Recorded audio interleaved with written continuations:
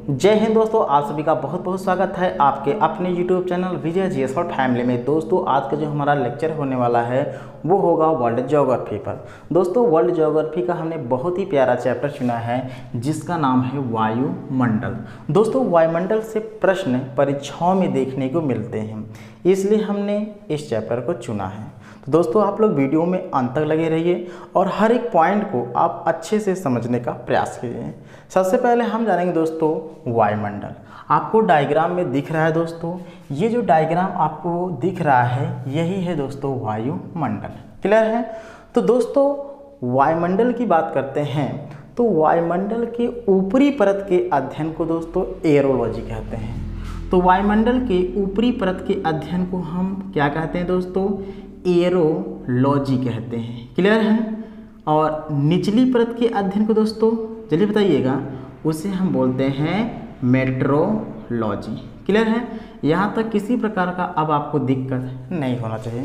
दोस्तों इसको याद करने का एक सबसे अच्छा तरीका ये है कि ऊपरी यानी ऊपर हमारा क्या होता है? एयर यानी वायु होता है, तो ऊपरी परत के अध्ययन को एयरोलॉजी, और नीचे क्या होता है? ज़मीन यानी मिट्टी होती है, तो निचली परत के अध्ययन को दोस्तों मेट्रोलॉजी। क्लियर है? तो इस तरीके से आप इसको याद करते हैं और आसानी से आपके माइंड में सेट भी हो जाएगा। दोस्तों ये जो वायुमंडल है तो ये वायुमंडल दोस्तों 10,000 क्या है? 10,000 किलोमीटर क्षेत्र में ये पूरा वायुमंडल फैला हुआ है। तो क्लियर है?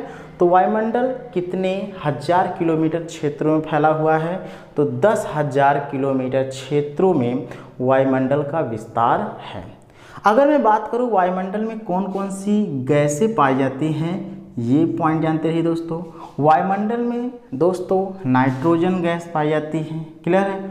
ऑक्सीजन पाई जाती हैं और कार्बन डाइऑक्साइड पाई जाते हैं, और भी गैसें पाई जाती हैं, लेकिन ये मुख्य हैं। तो इस तरह दोस्तों इसको याद करना जरूरी होता है। वायुमंडल में सबसे अधिक कोई गैस पाई जाती है तो वो है नाइट्रोजन। 78% के करीब पाई जाती है नाइट्रोजन। ऑक्सीजन की बात करते हैं दोस्तों, ये 20.9%, लगभग 21% क्या होता है? ऑक्सीजन वायुमंडल में पाया जाता है। CO2 की बात करते हैं दोस्तों, ये 0.03% के करीब पाया जाता है, ऐसा अनुमान है। क्लियर है दोस्तों? इस तरीके से इस रेशियो को याद रखी रहिएगा, क्योंकि परीक्षाओं में प्रश्न पूछता है कि वायुमंडल में सबसे अधिक गैस कौन सी पाई जाती है, तो वो है नाइट्रोजन गैस पाई जाती है। क्लियर है दोस्तों? पॉइंट आप अपने माइंड में सेट कर लिए। तो दोस्तों नाइट्रोजन, ऑक्सीजन और कार्बन डाइऑक्साइड, इन तीनों गैसों में से कौन सी ऐसी गैस है जो वायुयान के टायरों में भरी जाती है? तो वायुयान के टायरों में कौन सी गैस भरी जाती है? इस प्रश्न का आंसर कमेंट बॉक्स में देना है। दोस्तों यहाँ तक हमने समझा। अब इस पूरे हम वायुमंडल की बात करते हैं। तो दोस्तों अगर हम अध्ययन की दृष्टि से देखें तो वायुमंडल को 5 भागों में बांटा गया है। कितने भागों में बांटा गया है मित्रों? 5 भागों में। कौन कौन से? क्षोभ मंडल, क्लियर है? दूसरा है समताप मंडल, मध्य मंडल, आयन मंडल और बाह्य मंडल। क्लियर है दोस्तों? बात करते हैं क्षोभ मंडल की। तो क्षोभ मंडल दोस्तों जो पृथ्वी होती है, पृथ्वी से 8 किलोमीटर की ऊंचाई तक, 8 से 18 किलोमीटर की ऊंचाई तक पूरा क्षोभ मंडल है। इसे दोस्तों संवहन मंडल के नाम से भी जानते हैं। इसी मंडल में पेड़ पौधे, मनुष्य, जो भी जीव जंतु हैं, सभी क्षोभ मंडल में ही निवास करते हैं। इसी मंडल में दोस्तों वायुमंडलीय घटनाएं जैसे आंधी, तूफान, वर्षा, बिजली कड़कना, ये जितनी भी एक्टिविटी होती है क्षोभ मंडल अर्थात संवहन मंडल में ही होता है। क्लियर है? सबसे ज़्यादा घनत्व दोस्तों क्षोभ मंडल में ही होता है, और ग्रीन हाउस प्रभाव भी दोस्तों क्षोभ मंडल में भी होता है। क्लियर दोस्तों? तो ये आप पॉइंट को समझते रहिएगा। उसके बाद 8 से 20 किलोमीटर तक के क्षेत्र को हम समताप मंडल के नाम से जानते हैं। इस मंडल की खासियत क्या है दोस्तों? इस मंडल की खासियत ये है कि यहाँ पर तापमान समान होता है, यानी टेम्परेचर एकदम समान होता है और मौसमी घटनाएं बिल्कुल भी नहीं होती। कहने के तात्पर्य ना तो वर्षा होती है, ना तो आंधी आती है, ना तो तूफान आता है, ना तो बिजली कड़कती है, ना तो वर्षा होती, कुछ भी नहीं होता है। बस मौसम साफ रहता है और तापमान एकदम समान रहेगा। क्लियर है दोस्तों। इसी कारण दोस्तों इस मंडल में वायुयान उड़ाया जाता है। तो प्रश्न कई सारी परीक्षाओं में पूछा भी है कि वायुयान उड़ाने की विशेष दशा किस मंडल में अपनाई जाती है, तो वो है समताप मंडल में। क्यों? क्योंकि वहाँ पर टेम्परेचर समान होता है या ताप समान होता है, मौसमी घटनाएं बिल्कुल भी नहीं होती हैं। अगर प्लेन समताप मंडल में उड़ रहा है तो ध्यान दीजिएगा, इसके यहाँ पर न तो वर्षा होती न तो है, यानी इसके जस्ट नीचे ही आंधी भी आएगी, तूफान भी आएगा, वर्षा भी होगी। लेकिन ये कहो कि प्लेन के ऊपर पानी बरसने लगे, ये नहीं होगा। तूफान आ जाए, नहीं हो सकता है। बिजली कड़कने लगे, नहीं हो सकता है। जस्ट इसके नीचे होता है। इसी कारण समताप मंडल में ही प्लेन को उड़ाया जाता है, क्योंकि यहाँ पर वर्षा, आंधी, तूफान बिल्कुल भी नहीं आता है।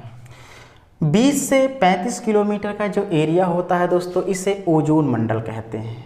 ओजोन मंडल दोस्तों ये पृथ्वी का सुरक्षा कवच माना जाता है। क्यों दोस्तों? सूर्य से आने वाली एक पराबैंगनी किरण होती है। कौन सी किरण होती है मित्रों? पराबैंगनी किरण होती है। ये इतना खतरनाक होती है दोस्तों, यदि पृथ्वी पर पहुंच जाए तो पृथ्वी पर त्वचा कैंसर जैसी बीमारियां हो सकती हैं। मनुष्य, जीव जंतु सबको हो सकते हैं। क्लियर है। तो पराबैंगनी किरण को पृथ्वी पर ना पहुंचने के लिए ये ओजोन मंडल बहुत ही बड़ी भूमिका निभाते हैं। क्यों? क्योंकि सूर्य से जब ये किरणें आती हैं पराबैंगनी युक्त, तो इस ओजोन मंडल से जब ये टकराती है तो ये एक प्रकार से जो पराबैंगनी किरणें होती हैं इसको छन्नी की तरह छान देता है। अर्थात ये पराबैंगनी किरण जो होता है पृथ्वी पर नहीं पहुंच पाती है, जिसके कारण शुद्ध किरण जो होता है, शुद्ध प्रकाश जो है पृथ्वी पर पहुंचता है और मनुष्य स्वस्थ जीवन जीता है। और सूर्य के प्रकाश में दोस्तों विटामिन डी भरपूर मात्रा में होता है, आप लोग जानते हैं। दोस्तों इसके जस्ट और एक पॉइंट ये भी पूछता है कि ओजोन मंडल को कौन सी गैस सबसे ज़्यादा हानि पहुंचा रही है, तो वो है CFC, क्लोरोफ्लोरोकार्बन। ये कहाँ से निकलती है दोस्तों? ये रेफ्रिजरेटरों से निकलती है और ये ओजोन मंडल को क्या कर रही है? हानि पहुंचा रही है, अर्थात उसमें हानि पहुंचा रही है, अर्थात छिद्र कर दे रही है, जिसकी वजह से ये पराबैंगनी किरण पृथ्वी पर आ रही है और हानिकारक बीमारियां पैदा कर रहे हैं मनुष्य और जीव जंतुओं को। क्लियर है दोस्तों। और दोस्तों बात करते हैं, ये जो ओजोन मंडल है 20 से 35 किलोमीटर के क्षेत्र या रेंज में फैला हुआ है और ये समताप मंडल में ही एक प्रकार से पाया जाता है। अब दोस्तों 50 से 80 किलोमीटर का जो रेंज होता है, 50 से 80 किलोमीटर का जो रेंज होता है, इसे मध्यमंडल बोलते हैं। मध्यमंडल में दोस्तों उल्का पिंड खत्म हो जाता है। उल्का पिंड क्या है दोस्तों? जो आप लोग साधारण भाषा में कहते हैं टूटता हुआ तारा। तो टूटता हुआ तारा नहीं होता, वो होता है उल्का पिंड होता है। तो पृथ्वी पर दोस्तों ये नहीं पहुंच पाता है, बल्कि ये पृथ्वी पर पहुंचने से पहले ही ये मध्यमंडल में ये जलकर राख हो जाता है, यानी खत्म हो जाता है। तो उल्का पिंड किस मंडल में खत्म हो जाता है? तो मध्यमंडल में खत्म हो जाता है। इसके जस्ट ऊपर 80 से 640 किलोमीटर के रेंज में दोस्तों सैटेलाइट वगैरह होता है, जिसे हम होता है, और इस क्षेत्र को हम आयन मंडल के नाम से जानते हैं। इसमें दोस्तों रेडियो तरंगों का परावर्तित होना है, जैसे हम टेलीविज़न देखते हैं, मोबाइल वगैरह ये सब जो चलाते हैं, इसमें जो भी नेटवर्किंग क्रिया होती है, ये सभी आयन मंडल से ही रेडियो तरंगों का परावर्तन होता रहता है। जस्ट ऊपर दोस्तों वायुमंडल होता है।